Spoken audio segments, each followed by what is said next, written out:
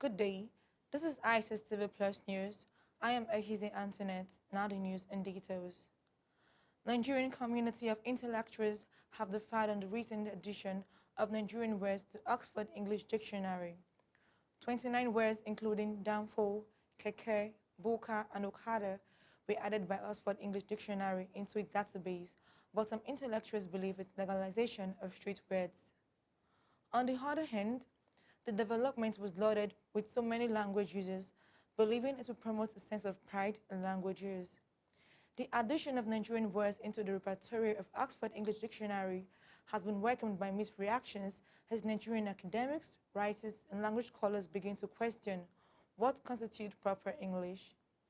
According to the dictionary's edictor, Danica Salazar, most of the new words are from Nigerian usages, coinages, and those that have been used since the 20th century, mostly in the 1970s and 1980s. Salazar also claimed that those words were added because of Nigeria's unique and distinctive contribution to English as a global language. Some of the words are Kannywood, Okada, Buka, severely, Bukateria, next tomorrow, Mama Put, Danfo, Baby Saloon, Gist, Tokumbo, send forth. But in a reaction gathered by BPC's Nduka Ojima, the community of Nigerian intellectuals, constituted by academics and writers, seems to have been polarized by the Oxford English Dictionary recognition. While some saw the addition as legalization of street words and in pidgin, some are obviously indifferent on the development. What we expected was a formalization of pidgin, said Uzo Umamara, chairman of a local authors organization. This amounts to accepting the debasement of English grammar.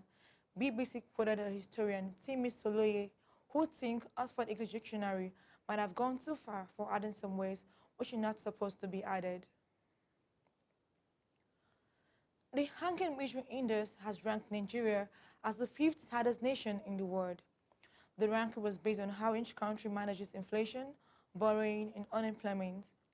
On the scale, Venezuela ranks first, followed by Argentina, Iran, and Brazil in second, third and fourth positions respectively.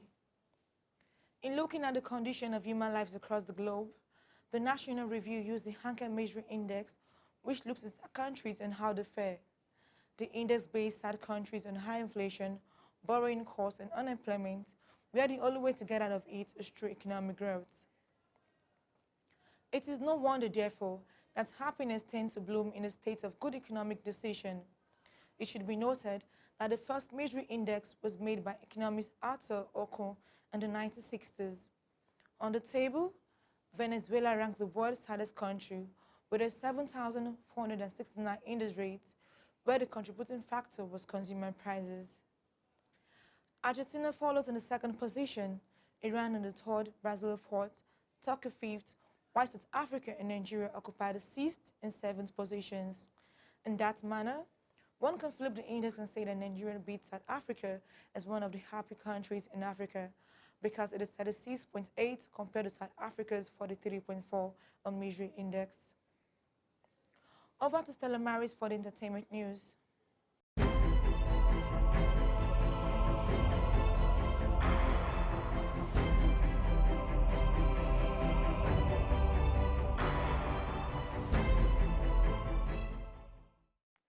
Thank you, Antoinette Ehize.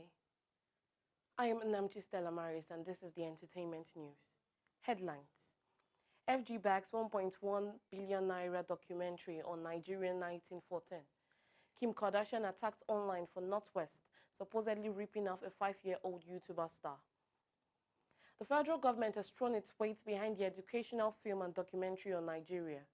The film and documentary Nigerian 1914 is an educational film of the story of how Nigeria was formed into a country. The release of the film, which has reached 40%, is expected to coincide with Nigeria's 60th anniversary in October 2020. Nigerian legends already cast in the movie include Pete Edochie, Joke Silva, Magaji Mijingwaya, Ashabi Madaki, Yemi Black, Patience Ezokwo, Bimbo Akintola, and Osofia. Other casts from UK and France are expected to come in. The Nigerian Tourism Development Corporation (NTDC) and the National Film and Video Censor Board, NFVCB, have endorsed the film. The grand unveiling ceremony has been scheduled for 26th of April 2020.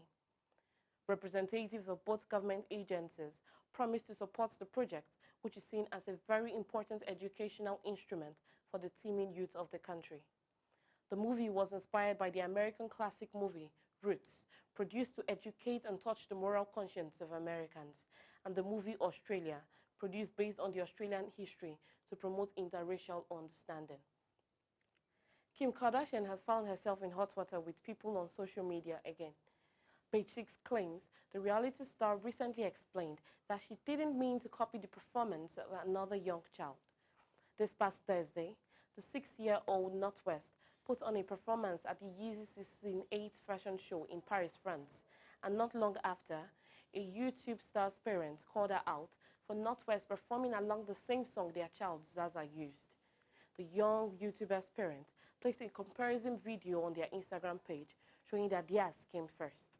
In fact, they argued that they have been working on the dance in the studio since July last year. On Instagram, the family asked for respect and homage. They added that while some people might think that they are very mad about it, they are not. They just wanted to see Kim and Kanye show support to the originator. Moreover, they explained that while they adore Kanye West's journey as an artist, they don't want to see their own child's career stifled. And that's it for entertainment news. I am Nnamchi Stella Maris. See you next week. Back to you, Antoinette Ehize. Thank you, Stella Maris. Welcome back. Now to the rest of the news. The Deputy Secretary General of the United Nations, Amina Mohammed, is making Nigeria proud through her works at the United Nations. Amina, who is the eldest of 5 daughters of Nigerian herdsmen and a British nurse previously served as Nigeria's Minister for Environment, says she would not be able to do the things she does at the United Nations if not for her country, Nigeria. On Monday, March 2nd, the humanitarian talked about what the United Nations is doing globally in a video posted by CNN on its official Facebook page. The Nigerian British national became the United Nations Deputy Secretary General in 2017, and since then, she has not relented in making Nigeria proud. She said, "I would not be able to do the things I do here if not for my country. My whole upbringing is shaped where I put people, which is at the very center. I wake up every day thinking, how can I make a difference to people?"